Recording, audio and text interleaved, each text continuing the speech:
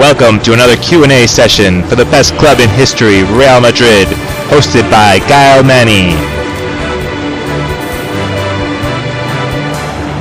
This is a Madridismo.org production. Hi everybody, welcome to this Q&A session. Today we are with Apekshit and Tanuj. Hi guys. Hi. And we will be celebrating this weekend because I guess that, courtesy of Osasuna and then of our own team, we are now 10 points ahead of Barca in the Liga. So that's a pretty good thing and we're going to be celebrating, but I guess the guys are going to have also things to criticize. I know I do. And Mourinho did. So we still have plenty to talk about.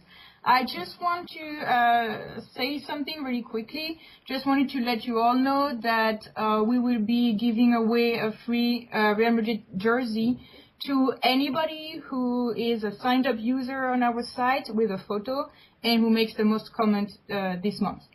So, go ahead and comment and sign up first. Okay, so guys, the first question I have is probably the question that was the most asked yesterday by all the journalists. Do you feel that, the Liga is ours already, unless we really mess up? Or are you still very cautious like Mu and the players seem to be? Would you like to go first, Anu? How about you go first? Somebody needs to wake up. No problem. So I feel that we still have a long way to go, and we shouldn't think that we have won the league already, because there's still a long way to go.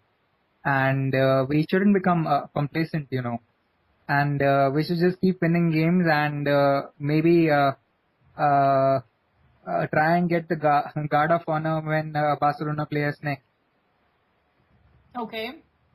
So more cautious, okay. I would also think that until it is mathematically ours, we should not be complacent and just go along with the season as it is, rather than thinking that it's already won. 10-point advantage is a huge advantage, yeah, I admit. But until there is a mathematical possibility that they can come back, let's not get ahead of ourselves. Okay, yeah. Well, yeah, I agree, but... No, I do agree, there's no but. I also think that since 10 points is a lot, we would really have to mess up very, very badly for this for us to lose this. It's like if we keep working the way we've been working, it should be good. Yeah, it's a combination of two things. We have to mess up really badly, and they have to pretty much take all the chances they get, which is somewhere around 4 games at least. They have to win, and for us to lose, for them to get a real advantage. But so that's a long thing to happen. That's a difficult thing that will happen. Yeah, that's why I'm feeling confident. But yeah. Okay, so I will now go to the next question, which normally I ask at the end of the Q&A, but because I have a feeling there will be a very strong consensus on this, I'm going to go with it now. Who is the man of the match in your opinion? For me, it has to be Cristiano Ronaldo because he was outstanding yesterday. Okay. Tanuj? For me, it is Cristiano as well, and for some weird reason, I can hear an ad playing in my ear. Anyway. Okay. Yeah, for me, it is Cristiano as well. 3 great goals, with the third one being an absolute cracker, just redefining physics of all things. So, yeah, Ronaldo for me as well. Okay, so that was the right answer, If you had said for me it was Ozil or something, I would have been like, oh shoot, this was not what I expected. This is messing up with my question. But no, that's the right answer. Good. So for me too, obviously, what I liked, of course, the goals he scored were great, but also I saw him defend a lot. So that's really that's nice. And also I saw him like start counter attacks from our own area.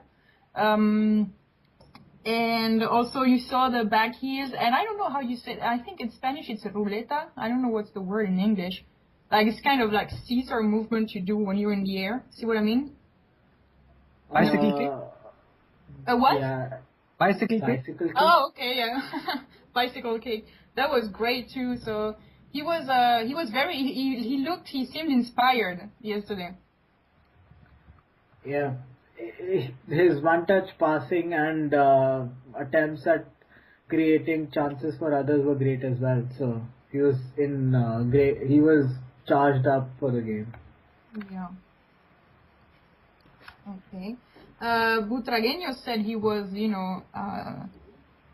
essential to the team. Other players said so, and I remember that a few weeks back, I asked, would you bench Cristiano when he's not playing well? So I think that's the best. He gave the best answer, and the stadium started chanting his name. And when he was asked how he felt about that, he had this smile, like almost shy, kind of endearing, really, saying like, "Oh yeah, it's really great. I'm very happy about it." So that was a nice turn of events. I hope that we keep seeing that from him. Yeah. Anything else you want to say about Cristiano aside from all the praises? With his third goal, we got the 4,000th league goal at Bernabeu. So Yeah. another milestone achieved. Yeah, that's kind of funny and good that it happened to him, right? And what a way to score the 4,000 goal. I mean, it was a belter of a goal. Yeah, it was great. Okay, so next question. I felt that I wouldn't call it a tale of two halves, but I still felt there was kind of a contrast between both halves. Especially, I remember during the first half, I was thinking, wow, we are lacking finishing again. Almost, I would like to say, kind of as usual. And in the second half, I felt that yes, we didn't score all the opportunities we had, but there was still a lot of them that went in the back of the net. So did you see that also? Do you agree? I think in the first half we were trying hard, and but the credit probably goes to Levante's defense, which held up really well. So the second half things got really better because Iborro saw a red card in the latter stages of the first half. So in the second half we were playing against 10 men, which helped our cause as well. Yeah. So there was more space, more room to move around in, which also resulted in more goals in the second half. Okay. I thought that we should have taken the game to Levante, which we failed to do. And Levante started brightly. They scored in the 5th minute. And had Fonte not been sent off, then the story probably could have been a little different, Yeah. And I frankly don't think it was a sending off because the referee was actually harsh on him. He was too harsh. And had he not been sent off, we probably wouldn't have scored 4 goals. So I thought we should have started really well, which we failed to do. And playing against 10 men, we did really well in the second half. Okay. I would like to talk a little bit of Alonso and Ozil because they did really great passes last night. I know that they're kind of used to that, but sometimes, in some matches they're just outstanding. And I thought last night was one of these games. In the first half, since they were doing the passes that were so great, and then we wouldn't score, I ended up like nicknaming or labeling them as, they were making potential assists that were out of this world, but they never turned into assists because nobody scored them. But they were really, really great, like cross passes and Ozil to Contrao, I think it was. Did you see that? That Contrao didn't expect it to arrive, and he was surprised and he couldn't get it. But this pass that Ozil did took the defense by surprise, and went over the whole defense, and it was really, really nice. I think it would have misled the goalkeeper if Contrao had arrived on time on it. So, were you also satisfied with Alonso and Ozil's passes and their game in general? Did you find Ozil outstanding, as I've heard many or read many people? And what about Alonso? Well, I thought, yeah, please go ahead. Alonso's passes, a few passes were good here and there. Nothing extraordinary, I would say. Nothing game changing from him, but he was doing the dirty job in midfield, making crucial tackles, breaking play. So that was his major contribution in the game, rather than long balls and passing the ball around. Okay. So that was his better job, and Granero took over the job of moving the ball around, and I think I read that Granero had a pass completion rate of 96 or 98%, Oh wow. which is fantastic. Yeah. So with that, Granero did the one part of the job and Alonso did the other. So the combination worked really well. Okay. As far as Alonso is concerned, not the best game by his standards, but for the attempt in the second half, where he went past the defender by nutmegging him and then hitting the post. Oh, Ozil, you mean? Yeah. Okay. Yeah. So that was probably the big contribution by Ozil in terms of goal chances, but he had an okay game in my opinion. Nothing extraordinary, I would say. Okay. Oh, so I was more enthusiastic than you are about it. It's just maybe because I expect a little too much out of Ozil right now than probably others do. So maybe that is why. Okay, so Apekshin, what about you? Break the tie here. Yes, I'm going to do exactly that. I thought Mesut was absolutely amazing last night, and Jabi, he wasn't. He was also decent, but I thought Mesut was actually much better than Jabi last night. And I remember he gave a pass to Contrao, and you just mentioned it. Yeah. And Contrao wasn't ready for it.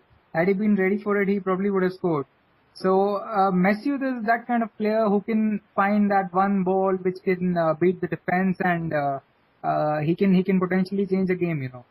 So I thought he was great last night, and he has been doing it for the last so many games. He has been really consistent, and I hope he can just stay the same way. He can perform for us consistently. Okay. All right. Tanuj, anything you want to answer to that, or we move on? I really don't know because Ozil was pretty much everywhere and contributing to everything, but in the end his passes were not going as per what he hoped for them to be, not creating goal scoring chances. But I won't say he had a bad game. I just would say that it wasn't the spectacular game for him. Okay. Wow. So yeah, we have a different feeling, I think, about the same match. What about, okay, so Cristiano, we've said, great and everything. I would like to know how you felt about Higuain and Benzema. Benzema ended up scoring, he scored, but he scored a valid goal also. And Higuain is kind of the one who maybe earned us the penalty. So I would say that, the three of them, Cristiano, Higuain, and Benzema, somehow contributed to the success of last night. Do you agree, or were you also maybe disappointed in some of those players? Well, I was a little disappointed with Higuain, because I thought he should have scored, and he did get a few chances, but he just couldn't score. And Benzema and Ronaldo both were great, I thought. And Benzema's fourth goal was absolutely amazing. he just curled it past the keeper, and the keeper just couldn't couldn't couldn't do anything about it. So I thought Benzema was great, and Higuain should have done a little better. He should have probably scored. Okay. I quite disagree because with all three of the attackers playing, all three strikers playing, one or probably sometimes two of them have to not be in the center of the box and do the work from the sideline, and that is exactly what Higuain was doing. He hit the post early on in the first half, and then he created the second goal for Ronaldo to head in. So Yes. so nothing, not that he didn't have goal scoring chances. He did. He didn't score, yeah, but in the end, if he created one goal and was influential in winning the penalty, so a job well done. You can't expect more out of a player than I think. Okay, yeah, it's true that if they are all trying to trying too much to score all of them, then they get in the way of each other, and it's counterproductive too. So. Yeah. All right. Something that Javi was pointing out earlier this week and again last night was that it's amazing that we're achieving all those wins without Di Maria, and so that got me thinking. When Di Maria is fit to play again, how do you think it will work out for him? Do you think he will earn his spot back on the team like before? Since the team is such a good dynamics, he will have to somehow, quote unquote, fight for his spot, and if he does have to fight, to whom? Like Ozil, Kaká, who would be left on the bench if he starts? I mean, I'm not trying to create any controversy here. I'm just thinking, there are 11 spots, really 10 spots on the pitch. So when he's fit again, who has to go? It's difficult to say who has to go because it will all vary depending on who the opposition is. He would have to fight for a spot given he's returning from a very long-term injury. So he would be rusty in the beginning. So in the initial few weeks at least, I would think that he would have a substitute role rather than starting off altogether. But he would fight for the spot.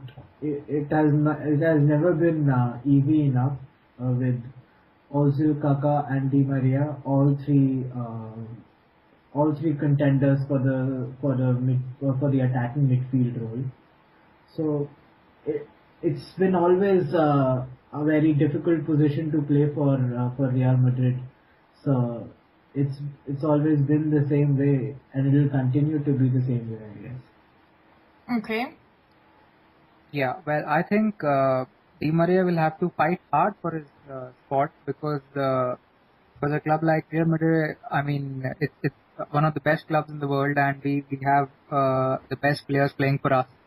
So I think it's going to be hard because he's not going to start a game, right away. He's going to come on as a substitute, as my friend Tanuj said. So probably after a couple of substitute appearances, he would regain his place, but then he'll have to fight hard. Okay. Yeah. Okay. So he will have to fight. He won't be just reinstated like that out of nowhere. Yeah, because the injury was very long. That's the problem. Yeah. Okay. Another topic I wanted to discuss was what I, because I like music, I like to call this the duet, but I guess you could call them the combinations. The Ozil and Kaká, not yesterday, but in some previous matches we saw them together. Benzema, Higuain, like last night. Are there any other combinations that you would like to see? And I'm gonna hint at something, but you can choose to answer about that or not. For instance, Xavi and Sahin, or anybody else. Like, do you like these combinations in the first place, and what other combinations would you like to see? Okay. I would like to see more of Sahin and Last Diara. I would like to see how they gel along in the middle of the park. Together, Because you mean? yes, together. I mean, Okay.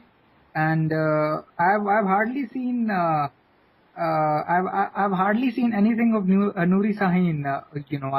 I've never seen him play. So yesterday also he was left on the bench. He did not get a chance to come on. So I would love to see how they gel along. Sahin and Last Day. Okay. I disagree. I would not want to see that at all. Only because of the fact that Last gets caught out in position, and also because his tackling ability is not the best. He is a hard worker, but he lets go of many fouls. So not the best thing to do in the center of midfield. And as far as Sahin is concerned, even when he did not make an appearance yesterday, I am pretty much sure of it now, or think that this is the case, that until and unless the La Liga is sealed, Sahin won't be a regular part of the team, even though he would make the bench, but not come on to play. So if and when we win the La Liga, that is probably when he will come on. Or if that doesn't happen, then he is down for the next season. So he will start off with the pre-season, build up to the next season altogether, rather than you being used in this season. And as far as the duets are concerned, I really like Kaka and Ozil together. And another combination which I liked yesterday was Alonso and Granero playing together. So both these combinations of defensive midfield and attacking midfield both. Okay. Okay. Well, you said that you were pretty sure that was what was going to happen to Sahin. Why? Because you have information, or just from analysis? No information, nothing at all. I don't have any anonymous sources, so it's just based on a hunch. It's just based on what I think, because Sahin has not been used at all this season, and even now when he's named on the bench, he doesn't come on, even when we're 4-2 up or 4-1 up. So even when he's not coming on now, then probably not until things get easier for us. Okay. Apakshit, you wanted to say something? Yeah, I just wanted to say that that's his gut feeling. Yeah, gut feeling. But I read somewhere. I read the title. I have to admit, I didn't read the article. Just read the title somewhere that Sahin would play, probably, last night. So I don't know if it was just a rumor or whatever, wishful thinking on the part of the author. But for some reason I was expecting to see him maybe sub at some point. So I was surprised that he didn't. But yeah, it's been reported heavily that Sahin would play. It happens probably every week he's named in the squad. Yeah. But in the end it doesn't happen. So obviously the sources are still not the best sources as they think. Oh yeah, Tanuj, you need to do something about that. We need good, solid sources in sport journalism. Yeah, I'm trying to get on the phone with Madrid right now, but still difficult to happen. Okay.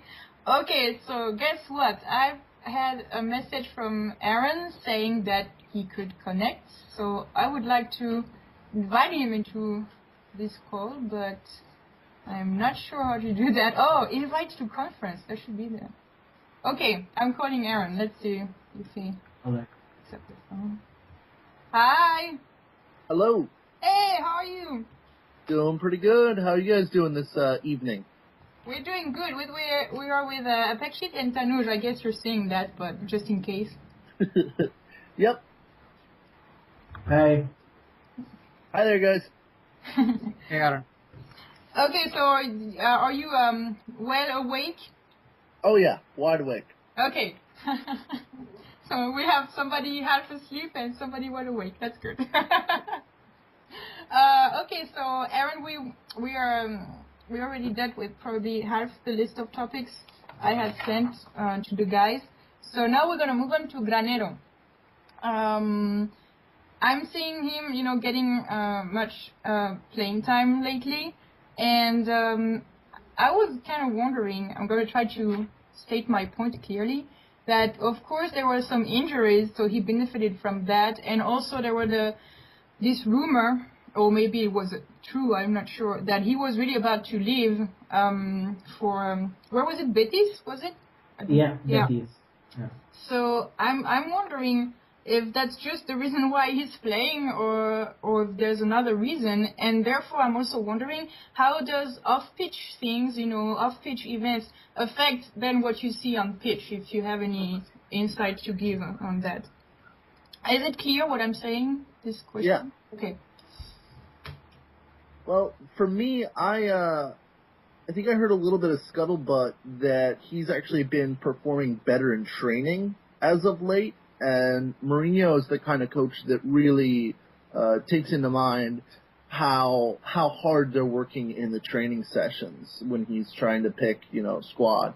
Because certain people are going to start, guaranteed your Ronaldos, your Casillas, but besides them, there's a little bit of play, especially in that midfield. And I think Granero, I'd like to believe that the reason Granero is really getting his chances is because he's performing well in training sessions and then going and turning that around and performing well on the pitch for us.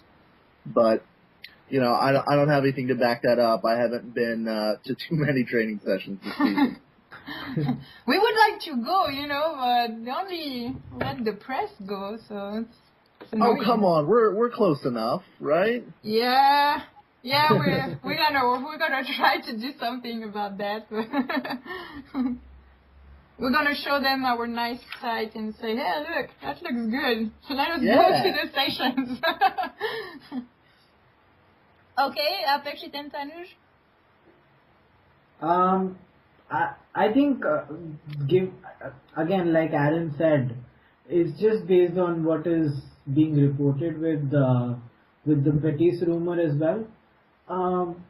Given Granero, I've always thought of him as a player who would always give his 100%.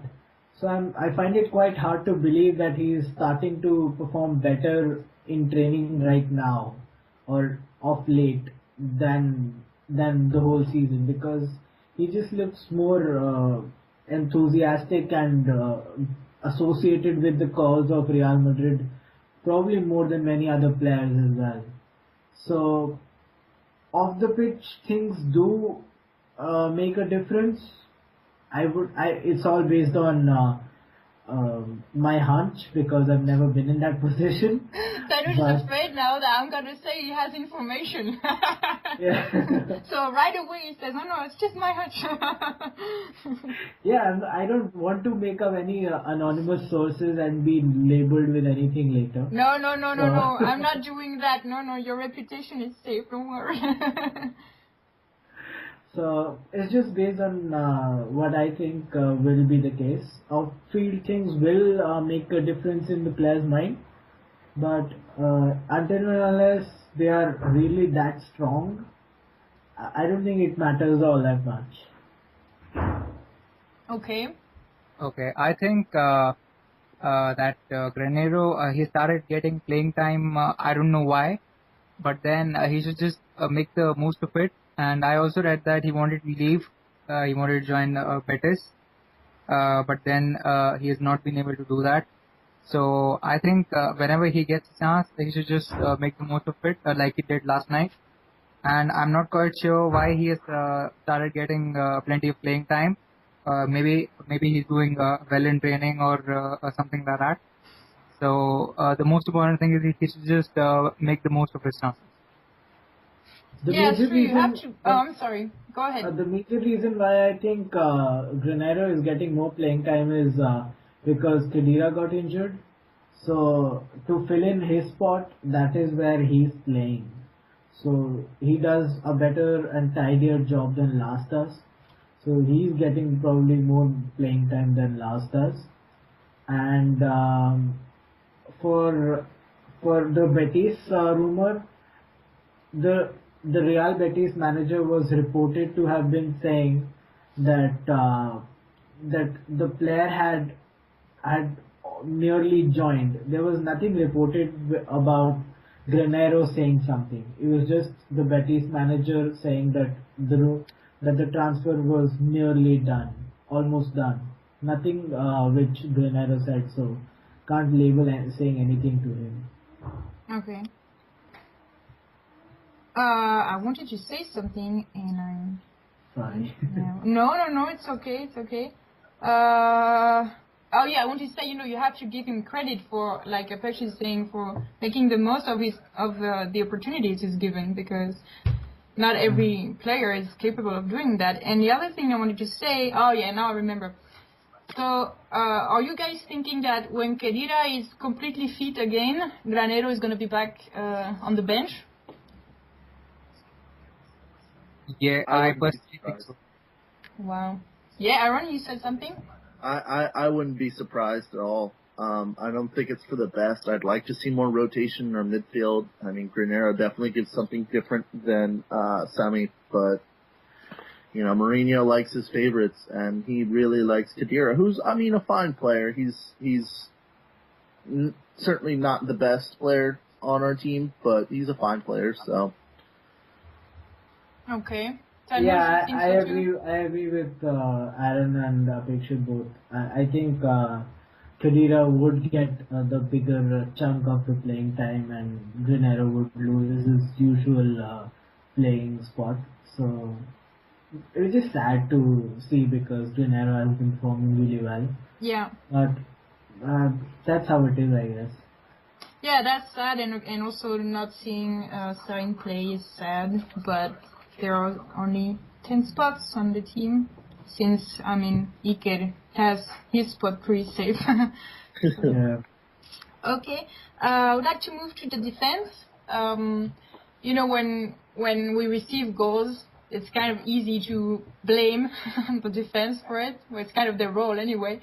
So I would like to know what you thought of the 2 goals we received yesterday, and then if you'd like to break down a little bit what you thought of the CBs and of the left back and right back. Well, to sum up our defense in one word, I would say it was shambolic. Yeah, the first one which we conceded was again a very cheap one, and I'm getting this feeling that we're going to pay the price in the Champions League, maybe not against CSK Moscow, but against some club which is better than CSK Moscow, because I thought Cabral should have been marked in the box, and Pepe was the closest man to him, I thought, and Pepe should have done better, because it was he was free, and it was a free chance for him, to score. And from 3 or 4 yards out, Casillas also cannot do much, And same was the case with our second goal, which was scored by Kone. He was left free in the box, and there was just one man in the box. There was no one else. There was just Kone in the box, and there was no one marking him. So I think these silly little mistakes are gonna prove costly for us, and we really need to work hard on it. Okay. Yeah, I agree. The remontadas are fun to see, but again, way too many happening of late. So can we not have that happening every weekend, please? But, I pass your message to the guys. I agree with Apekshit and his one word for our defense, shambolic. It was in complete disarray. I don't know what Ramos was doing in his scuffle with Asael Del Horno. I mean, when he was booked, he kicked Del Horno on the back of his foot, which was pointless and silly. I don't see any reason why you want to get booked for no reason, for just having a kickabout because you had a near scuffle a few minutes ago. So just go back and get on with your job. Even a few minutes later, Ramos was the last to get into the box because he was having a push and shove match in the other end of the pitch. So Pepe did not do a good job yesterday, I think. Contrao was He was patchy. everywhere, no? Yeah, Contrao was patchy, I would say. He was not. They were not attacking from the right all that much anyway. So his job wasn't. His role wasn't in use that much. But Pepe for me was probably the worst player yesterday. Oh, wow, okay. Yeah, because we already did, Aaron, you don't know that, we already answered the question of man of the match. Let me hear yours, just in case. Ronaldo, of course. Okay, that's right. Okay, that's the right answer. That's the correct one, yeah. Yes. But okay, yeah, we actually didn't talk about who would be the worst player. I usually don't like asking that, who was the worst player, because it sounds really bad. It's okay to praise, but otherwise I feel bad about it. But okay, Tanuj, you say Pepe? Yeah.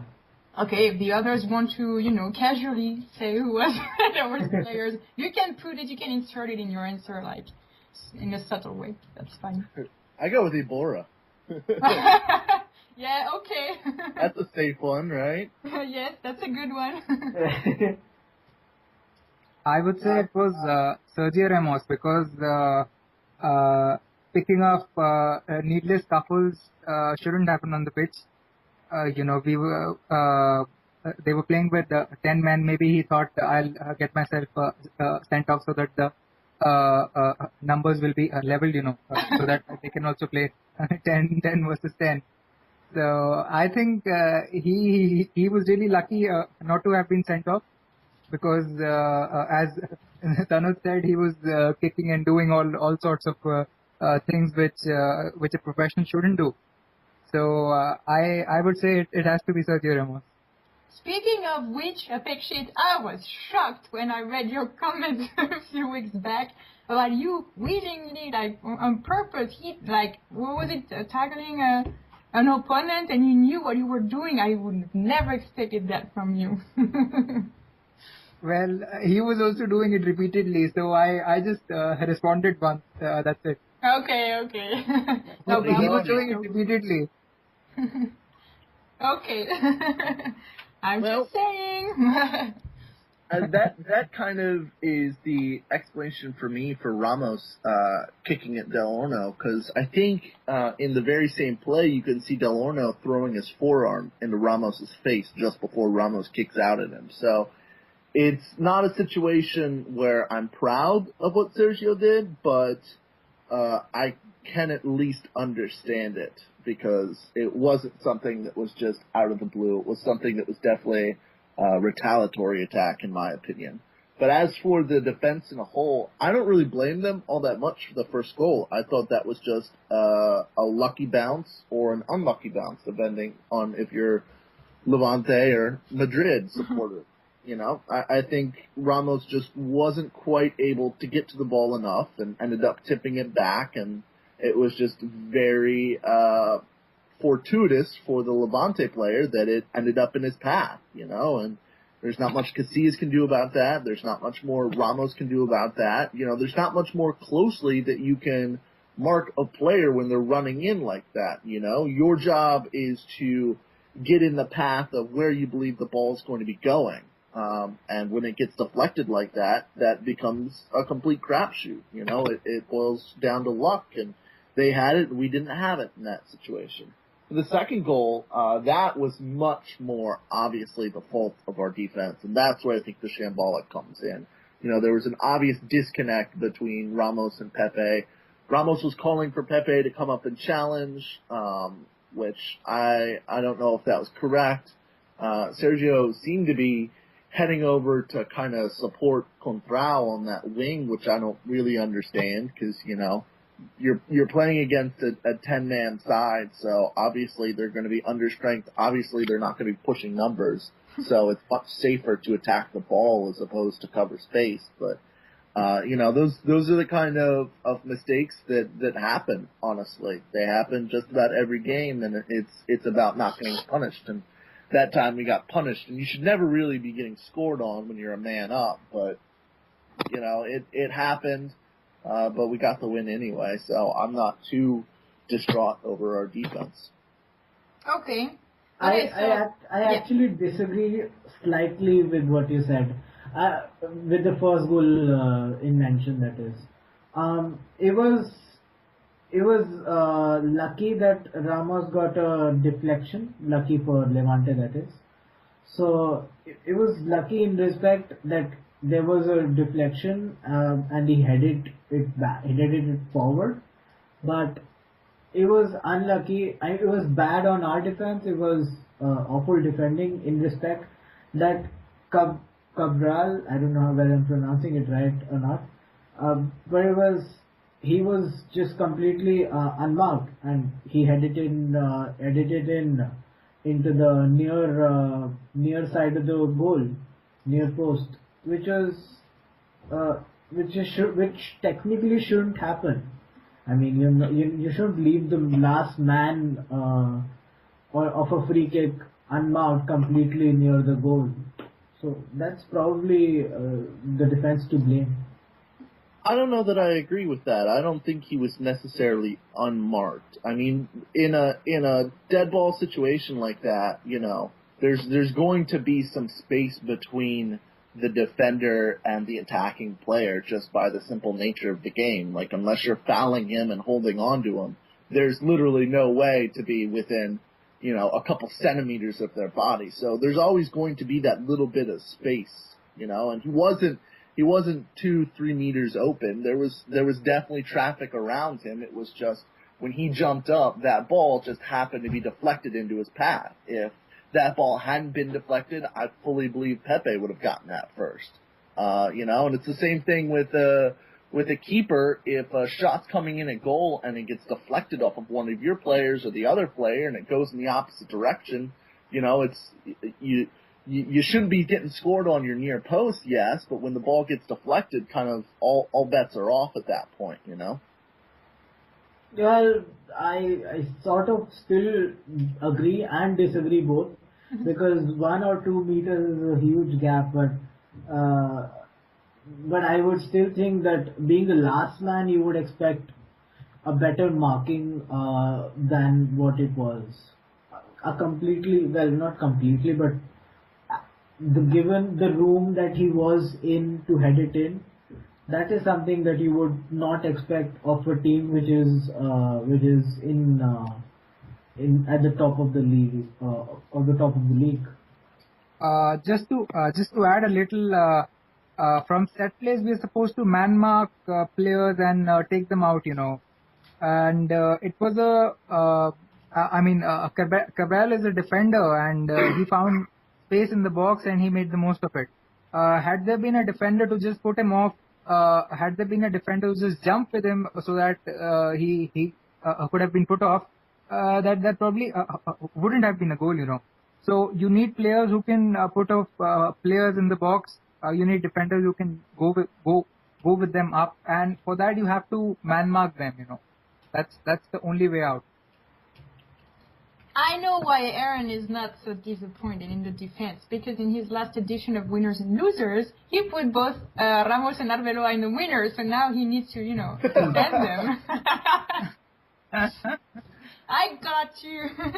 So, what did you think of Arbeloa, Aaron? Since he was on your winners list, but it was kind of like you were maybe a bit hesitant about where to put him, no? You said, since I don't usually expect much of him, then...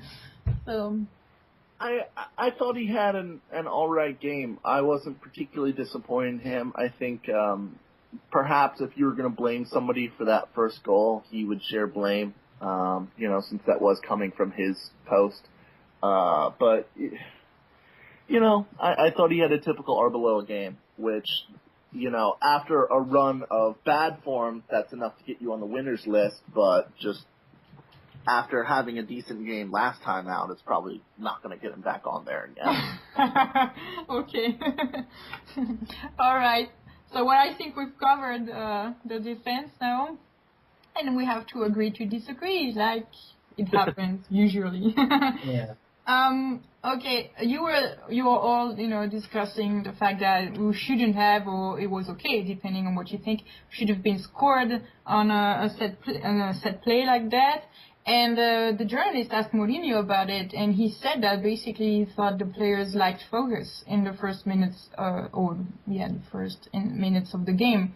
Do you agree with that? Do you think they're overconfident? That's kind of what Mourinho said. I was going to say implied, but he actually used the word, so it's not even implying. He said, they join the pitch, they're overconfident in their potential, and then they lose focus, and then they do very good second halves. So do you agree with that? With this, analysis?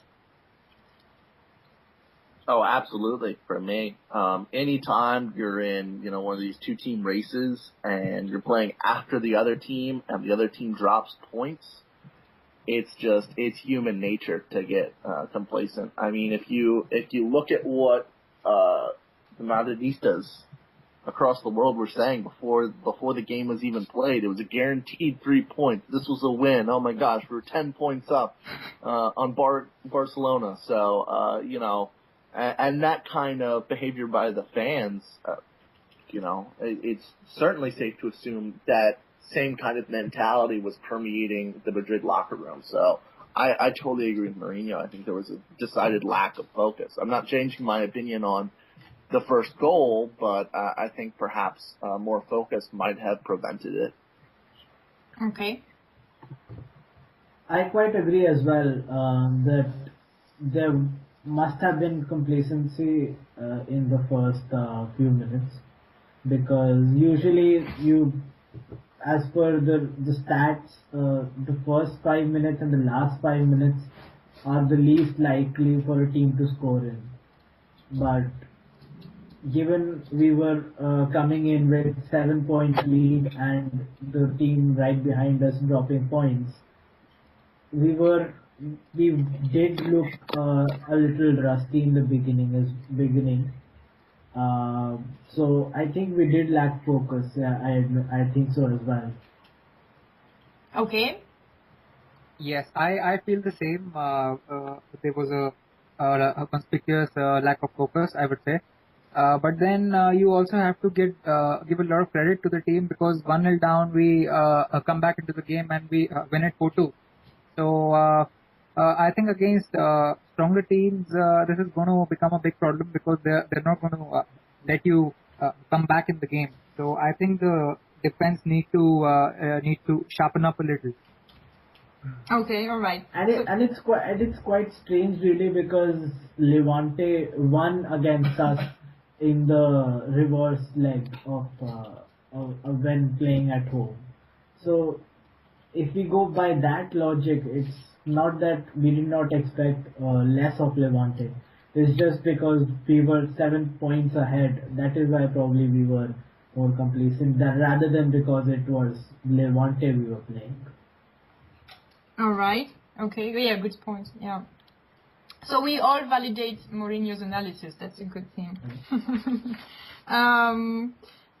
Yeah. What else? Oh, yeah. Actually, you already answered that a little bit at the beginning. I was gonna ask you if Ibora's second yellow card was justified or maybe necessary, given, or if you consider that the penalty was already enough punishment. Yeah, we have seen them given. But then I don't think it was a second yellow card. Considering the fact that it was a soft one, I don't think any defender would actually want to handle the ball purposely. Especially when the defender is actually in his own box. So I would say it was a soft one, and the referee probably shouldn't have sent him off. So I thought the referee was a little too harsh on him. Okay. I agree completely. It wasn't a travesty that he was given a second yellow, but I don't think it should have happened. I agree as well. I kept hearing, I was listening, I was watching on a Sky commentary, a Sky feed, and the commentators kept saying that it's a rule in Spain that when you handle the ball, it's a definite yellow card. It's just something that I've never heard before, and they kept repeating it one after another, which even Spanish journalist Sid Lowe mentioned in his tweets that he couldn't understand because that is something he's never never heard before. Okay. So, had it been in the first foul or first yellow, that would have probably been okay. But to give the second yellow for that doesn't make sense at all. Especially when it's a penalty as well. So just have one thing rather than both of them.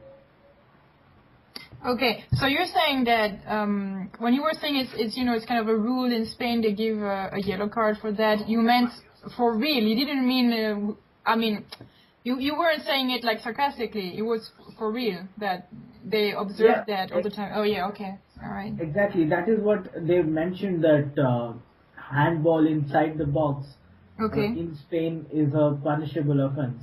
Well, not, I put it really weirdly there. Punishable offense with a yellow card.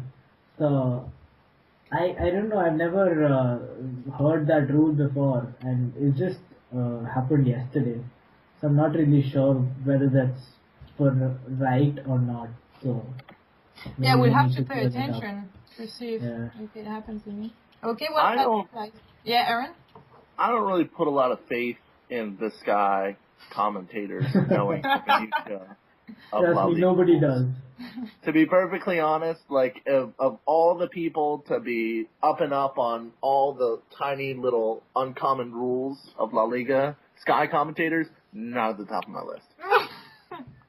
I completely agree with you. It's just Sky kept mentioning it. So for some weird reason, it got attention of others as well.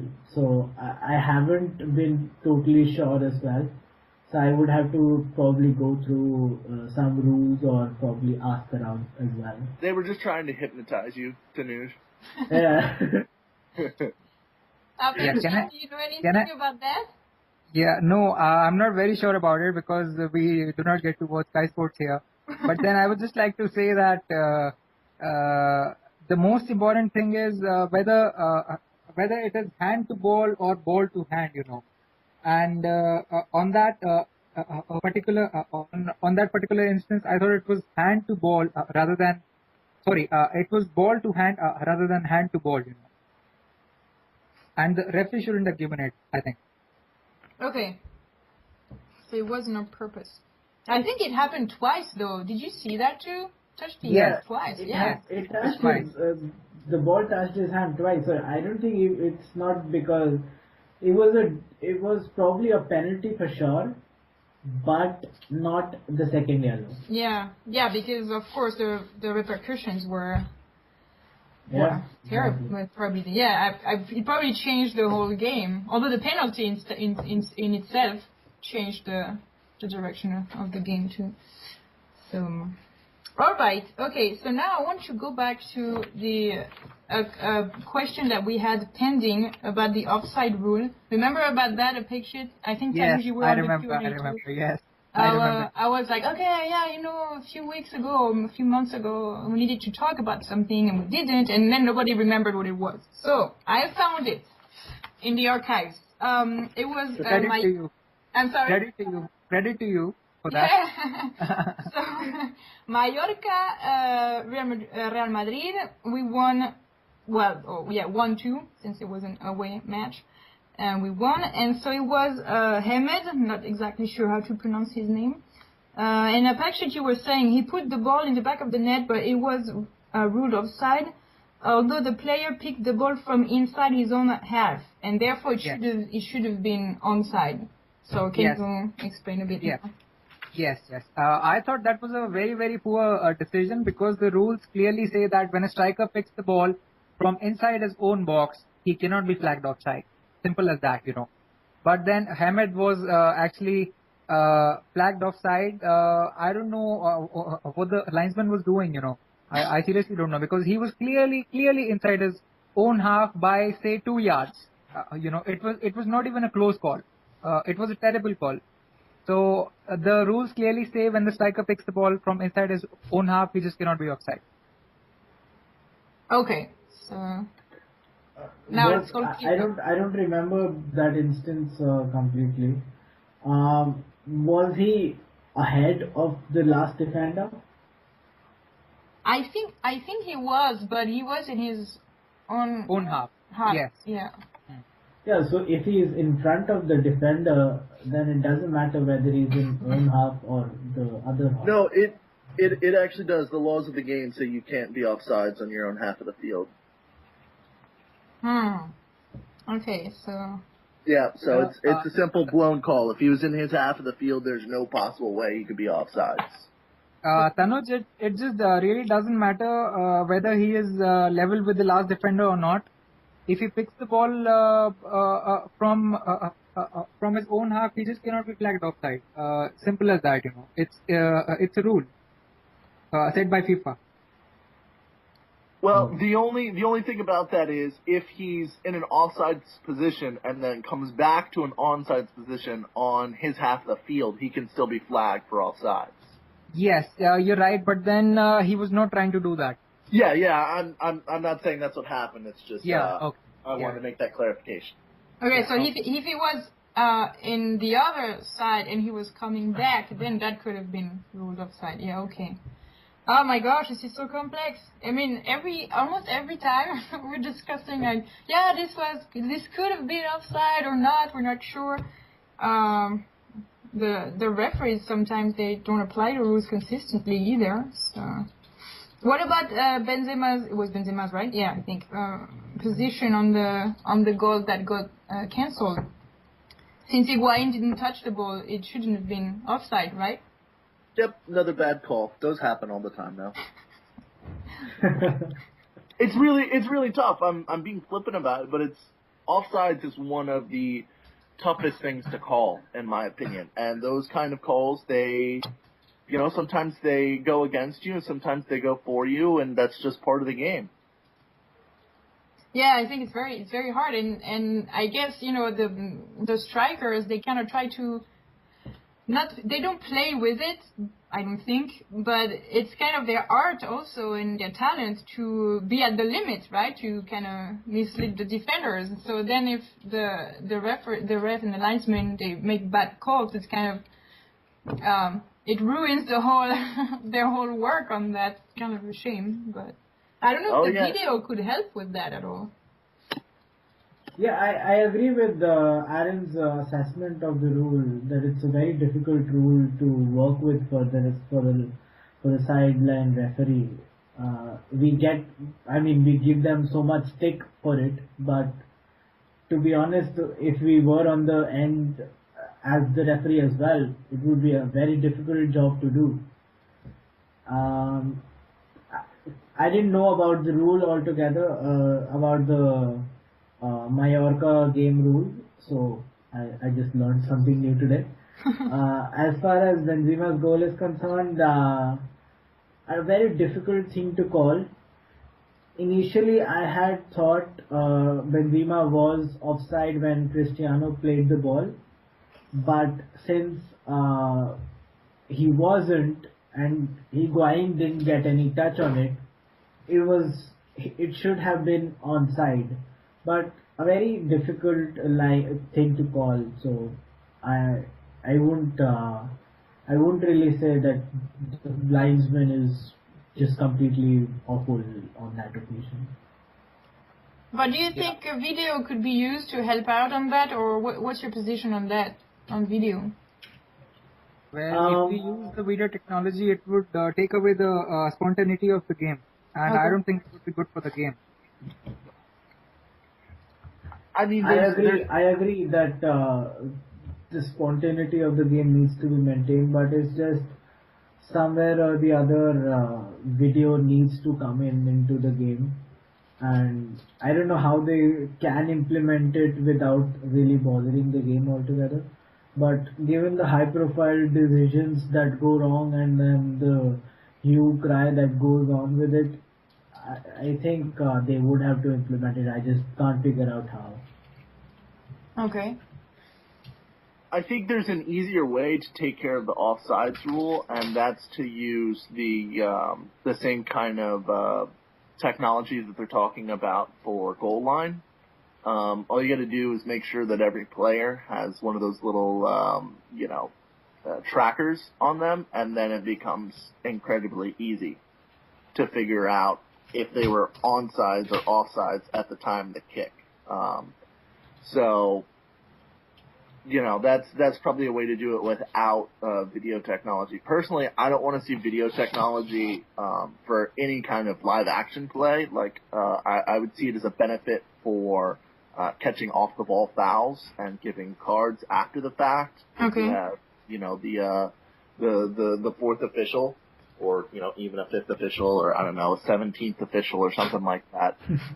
Sitting on the sidelines, they're capable of notifying the referee when serious foul play happened off the ball. That's not going to be enough to overrule a decision and give a penalty. You're not going to go back 3 minutes in the game and give a penalty, but you will at least be able to show players the cards that they should have earned, and that might help eject a player that really should have gone off. That might have gotten both Del Orno and Ramos thrown out of that game, and that the benefit of that, besides just throwing more players out of a game, is if there's that kind of accountability, then you'll see less of that happening. If a player knows that they're going to get caught for doing this because somebody's going to watch the video, they're going to be way less likely to do it. Yeah, absolutely. More clean game. You should like that, Apexit. Yeah, that's true. That's right. But then I think with the trackers, the players might feel like slaves, So yeah, I'm not quite sure about the trackers. But then something needs to be done about it, because this has been a bone of contention for quite some time now, and something surely needs to be done about it.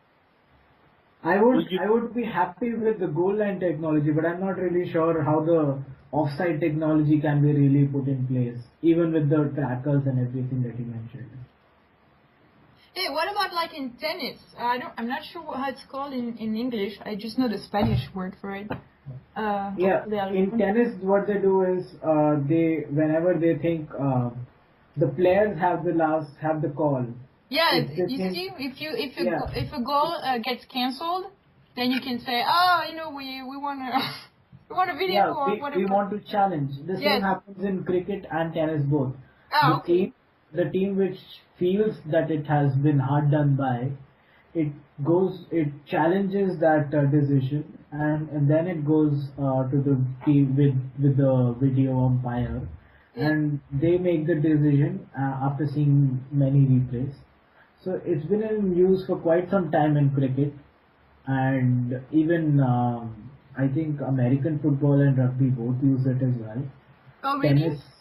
Tennis implemented it a few years back, and I think goal line technology for sure should come into play now. I'm sorry. They have the video technology in American football, both professional and college, and they have two different systems there. And then they also have it in baseball for foul balls, I believe. I don't know if there's anything else that they use it for yet, but. Okay, so it is in use in other sports, and it's efficient. Yeah. Apexit, you want to say something? Yeah, I just wanted to say that goal line technology is surely required, but I'm not sure about the offside thing, which was actually mentioned by Aaron, because we watch the game. We watch football because it is played with pace. We watch it, and we just watch it for like 90 minutes, and after 90 minutes, it's just done. Yeah. So yeah. bringing in technology is actually going to cause delay, and it's going to take away the charm of the game a little. So I'm not quite sure about how it can be done, But surely something needs to be done for sure. Yeah, and then if the games last longer and the game starts at, like, I don't know, 10 Madrid time, then Pekshit has to go to bed at 5 o'clock or 6 o'clock. This is not possible. We won't let that happen. Okay, all right. Well, just out of curiosity, Aaron, do you support? Are you a fan of American football too?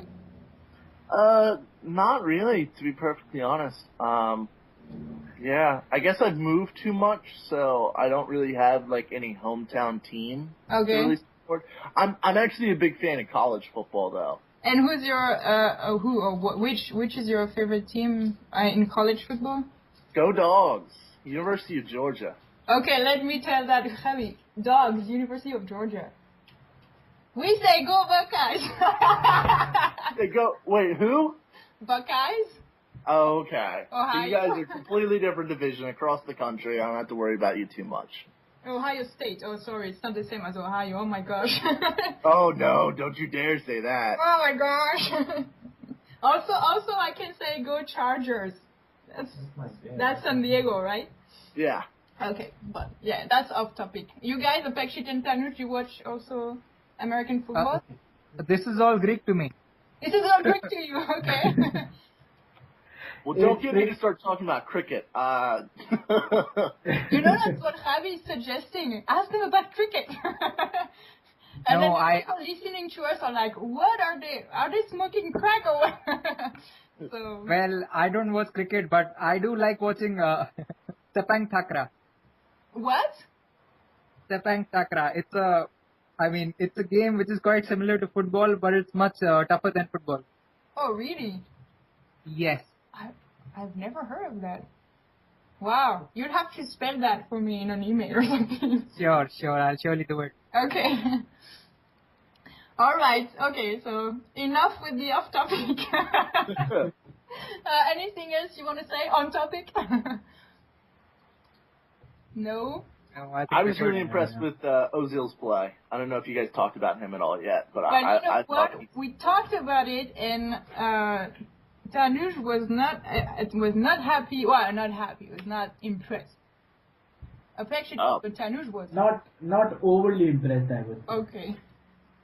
Okay, I'll give you that. He wasn't quite as good as he has been of late, but it's much improved from where he started the year at, in my opinion. Yeah, I agree with Very that. true. Yeah. Yes. I sense somebody's gonna be on the winners list. Okay, that's it for me. So that's all. That's all for you too. All right. Well, thank you very much, guys, for joining. And Apekshit, good night. Tanuj, good afternoon. Aaron, have a good day. Good night. Thank you so much. Pleasure from mine. Bye. Hey, you guys all take care. Bye now. Bye-bye, guys. See you. Bye.